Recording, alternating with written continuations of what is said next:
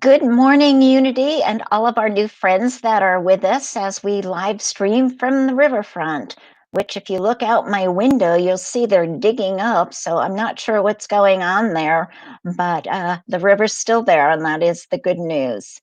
So I hope that all of you are having a picture perfect day, even though in our thoughts it might be a bit confusing. But there still is great things to see and feel and look at. I sat this morning for a half hour and just stared out at the river. And I decided to watch all of the birds and the seagulls and watch them take flight in their groups. And I thought, as I was looking up at a seagull sitting on top of a building, I thought, what infinite possibilities that seagull has, because he can go north, south, east, or west. He can fly high, he can fly low, and he can do whatever instinctively he wants. And there's no voices in his head saying, no, no, no. And we're going to talk about that today. We're going to talk about the voices in our heads of other people telling us, no, no, no. So, to start with, though, yesterday's daily word was pray for others. And I thought how appropriate that would be for us to start our morning celebration today. So it says, my prayers bless others and uplift the world. And that is so true. Never doubt the power of your prayers. So it says, with so much struggle and strife in our world today, prayer is a powerful blessing for humanity.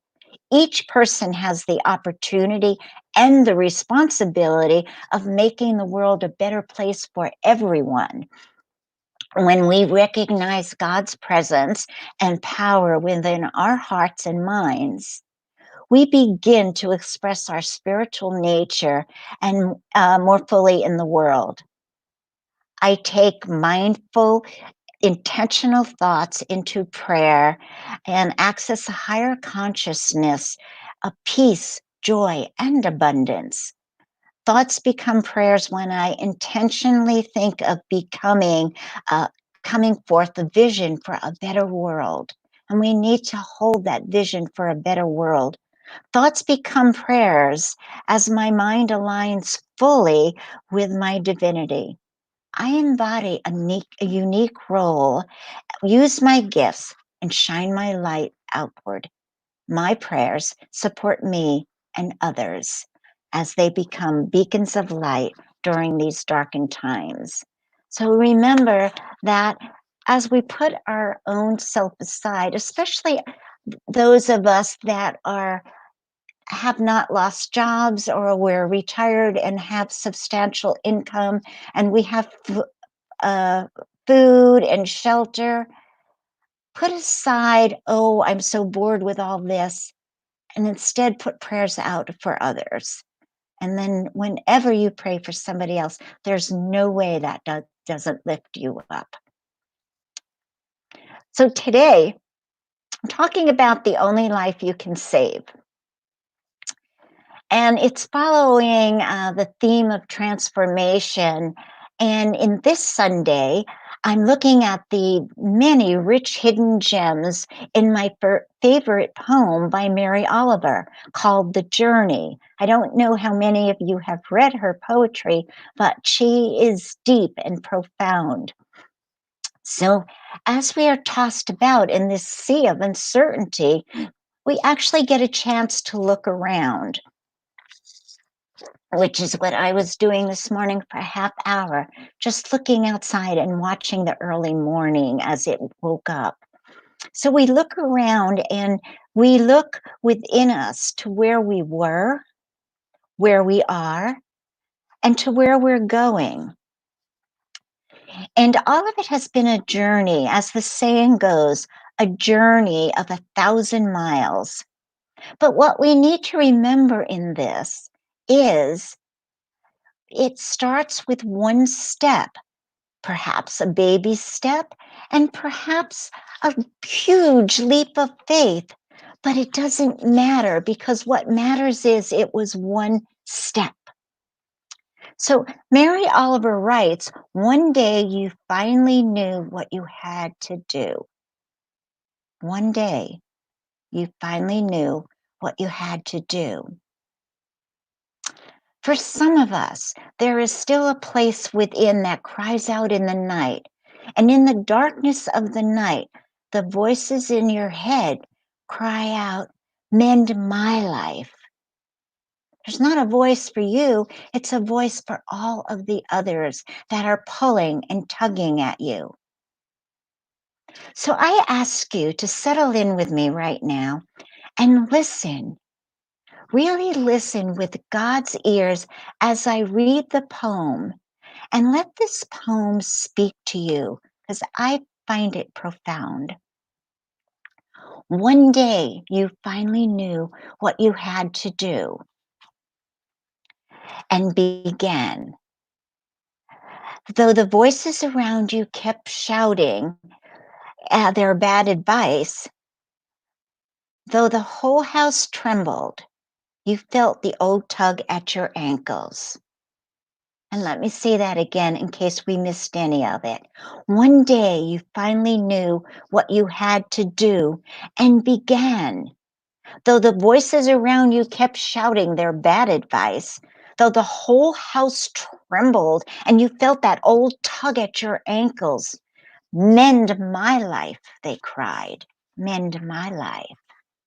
But you didn't stop. You knew what you had to do. Though the wind pried with its stiff fingers at the very foundations, though their melancholy was terrible.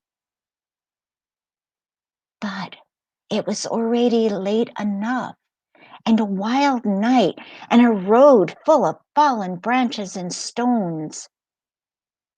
But little by little, as you left their voices behind, the stars began to burn through the sheets of the clouds, and there was a new voice, which you suddenly recognized as your own that kept you company. As you strode deeper and deeper into the world, destined to do the only thing you could do, determined to save the only life you could save. And of course, we know that Mary Oliver is speaking about our own life.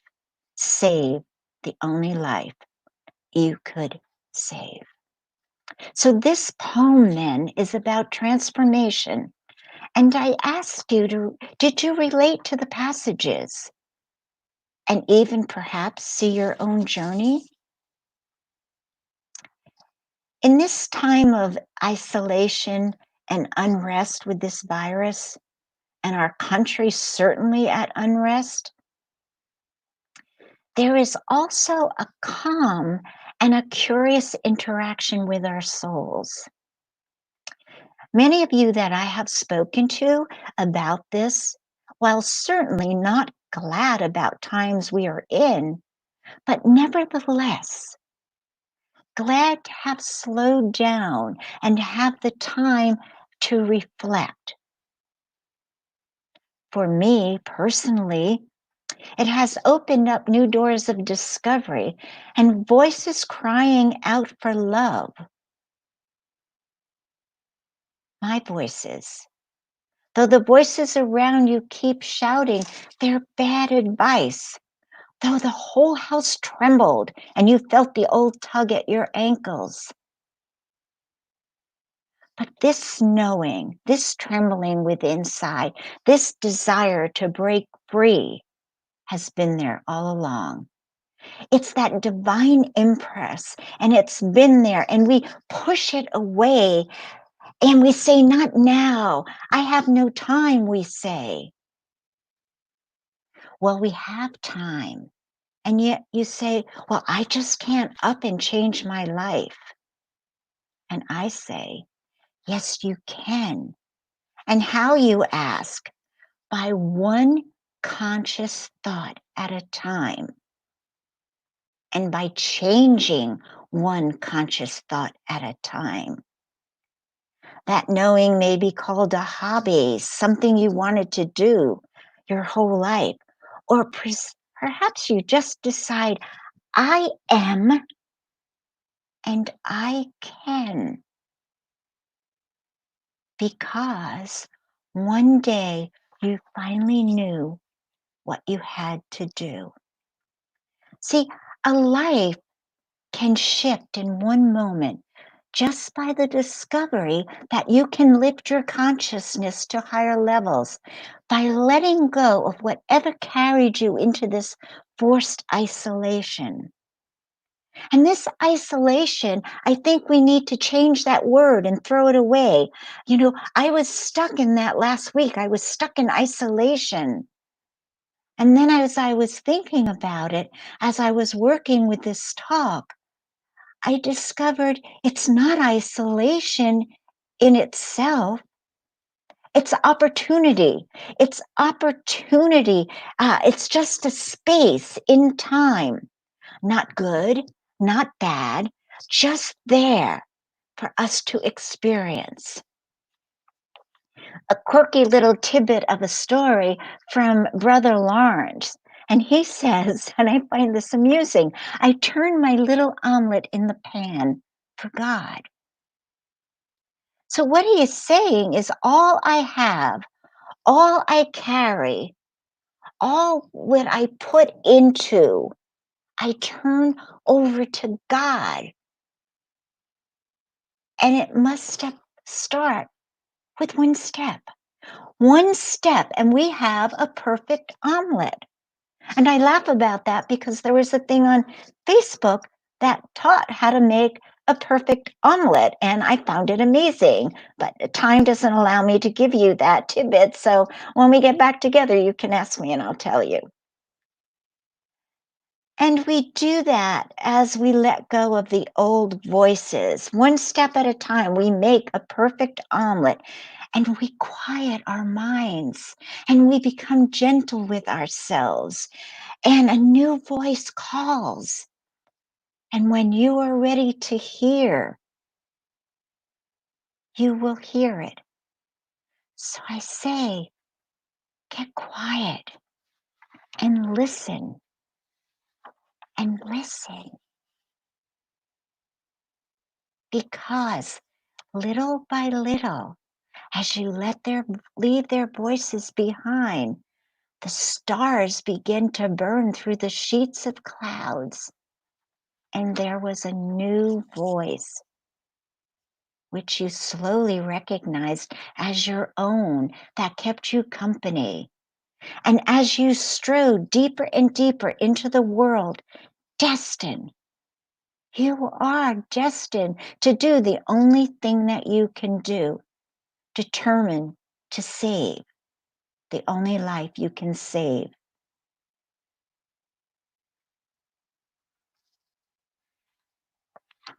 Many of you, many of you have said that the house trembling, what does that mean, the house trembling? And you people have said there's such an unrest in their home. And that house trembling, what it means is letting go of pain and grief, the house trembling, letting go of loss and longing, to let go and move forward with dignity and grace. We do not, yet some of us do, but we do not have to hit rock bottom. We do not have to go kicking and screaming into transformation. Some of you have heard me say jokingly that I moved into ministry kicking and screaming on my way to resistance and transformation to be a minister. And why? Why did I do that? Why do we do that? Because we think we're not good enough. I did the classes for 7 years. I passed all of the tests. I aced the orals. And yet, sitting heavy in my heart was, who am I? Who am I to think I can do this? And you know what? The question is not, who am I? The question is, who am I not to do this? Mend my life, each voice cried, but you didn't stop. You knew what you had to do. You know, when I lived in California, I cultivated and I grew rose trees. I rooted them. I started them from babies. I had a whole garden of just baby trees. And when they were finally into a rose tree, which was such a beautiful thing, sometimes the rosebuds were very, very tight. Something happened in their growth, or they were infected, or very rare. My rosebuds had aphids, but now and then they did. By the way, Tibet, plant garlic by by your rose bushes, and they won't have aphids. Old Italian thing, but I digress.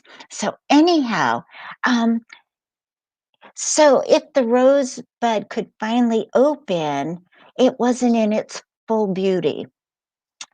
And sometimes in life, we are lost. We're lost like a rosebud. There's so much beauty inside of us, and we hold it so tight. Yet there's that divine impress in us which wants us to burst forward. And we just don't know how to let go. And we don't know how to let that goodness and that beauty shine forth in us. And it's important.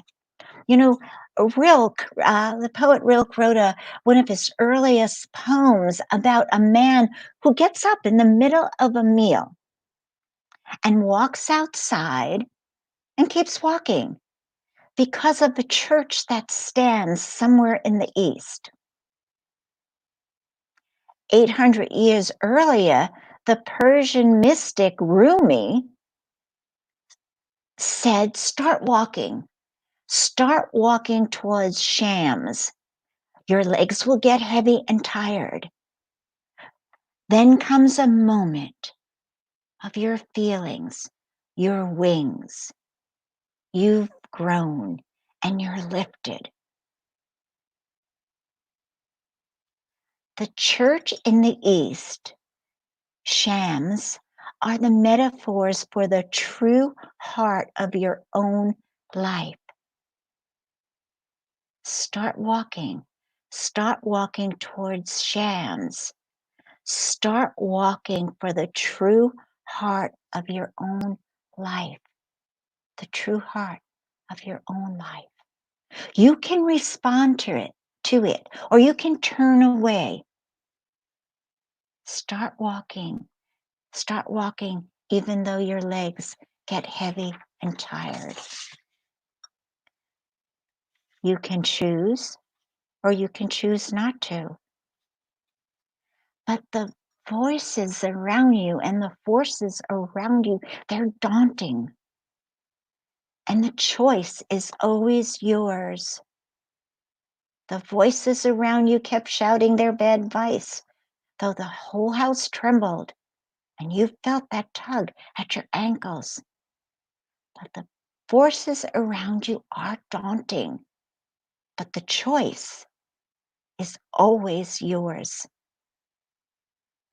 So many lives are held in bondage and they're pulled by others through manipulation, guilt, people that have no regard for your own needs.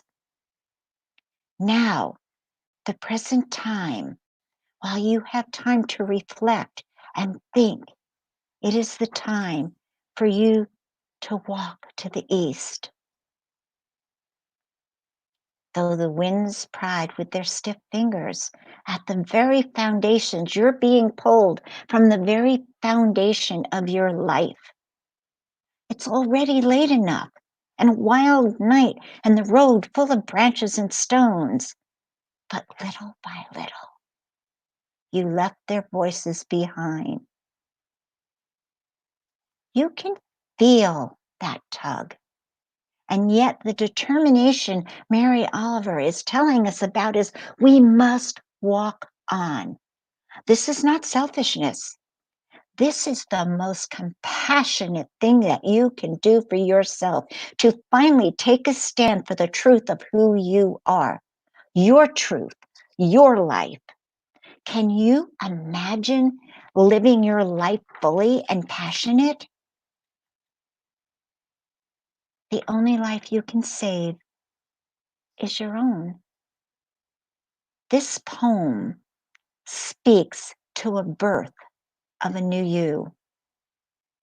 This virus speaks to us about a new reality.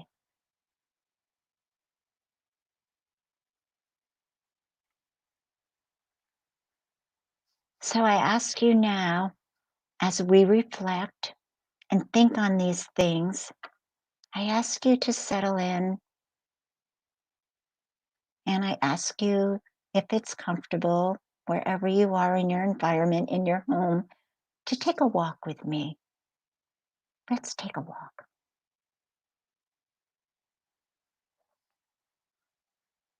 Imagine opening your front door.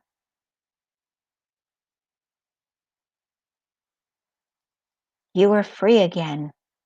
You are free to walk out your front door into the open air. Look around. What do you see?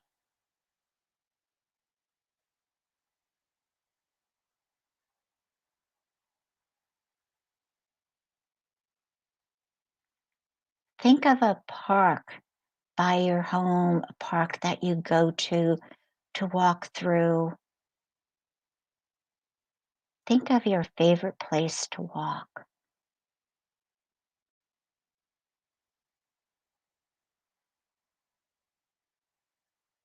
Go there now.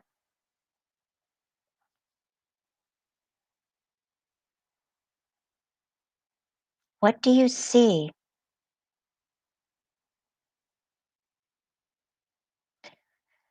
Will you walk now with your head looking up to see things you never noticed before? Or will you walk with your head down at the ground?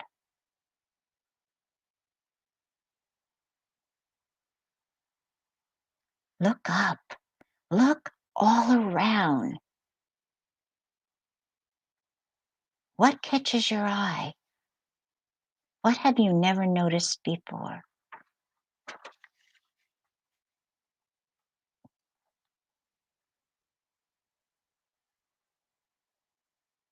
Will you wake up?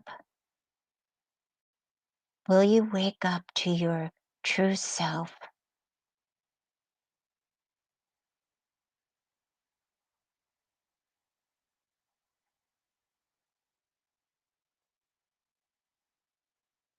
Will you walk towards life? Walk towards life, your life, and not away from life.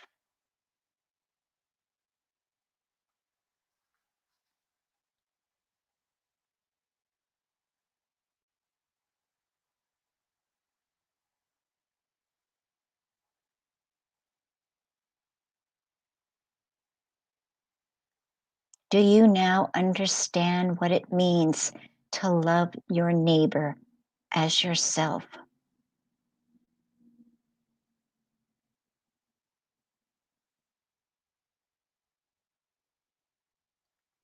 Do you now understand how to love yourself?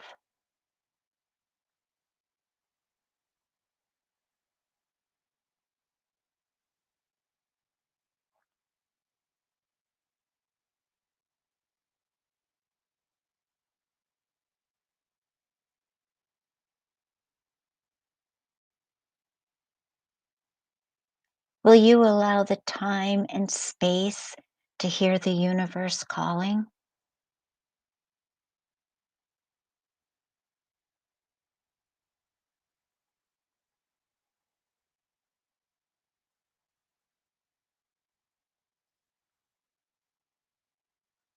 Calling you out in the wilderness.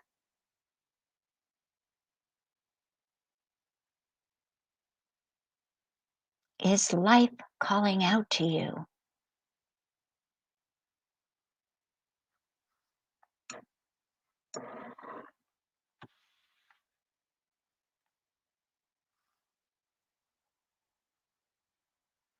Is the source of all creation reaching out to you? Can you feel that divine impress from that divine mind which created you?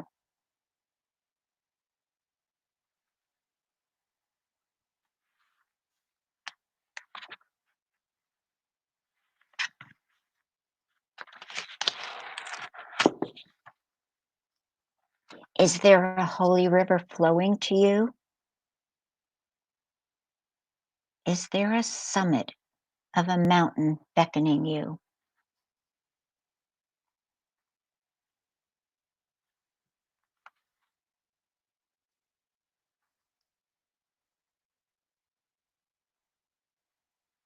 Today, will you walk your own path?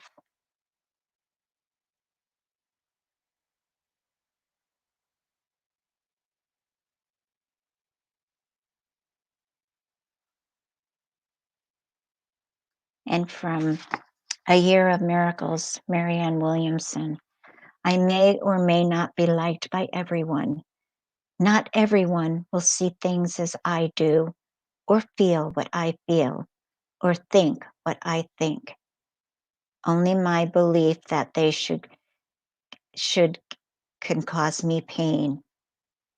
I will seek to live my authentic truth, regardless of whether it is a solitary path.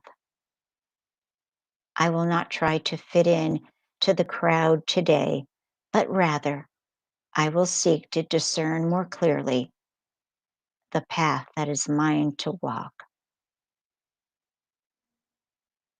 Dear God, help me find your will for me, that I might not be tempted by the will of the world. May yours be the only voice I hear. May I see the path you should have me walk, and may I walk it without fear. And so it is. Amen. And it is done.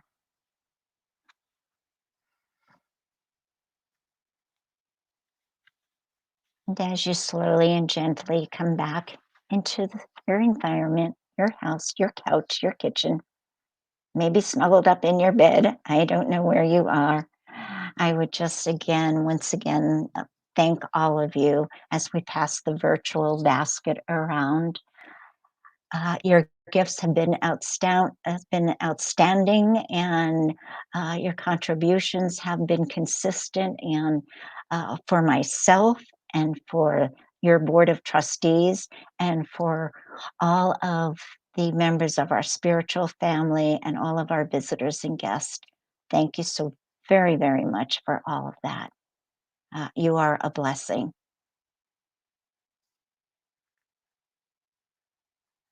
And a couple of announcements, pretty much the same ones that we've been carrying.